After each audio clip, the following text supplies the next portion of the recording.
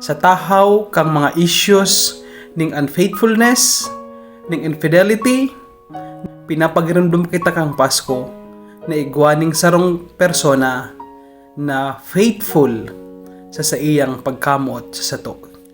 Ang Pasko pagiramdom kang faithfulness ning Dios sa iyang mga promises, sa iyang panuga ipadaya ang siyang aki na si Jesus.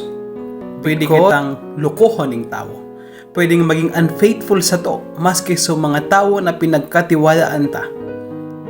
Alagad ang Diyos perming mananatiling faithful sa iyang pagkamot sa sato. Ang Pasko nagpapagiramdom kang truthfulness ning Diyos na siya totoo, di inong ka gabubuwa asin di inong ka maloko sa sato.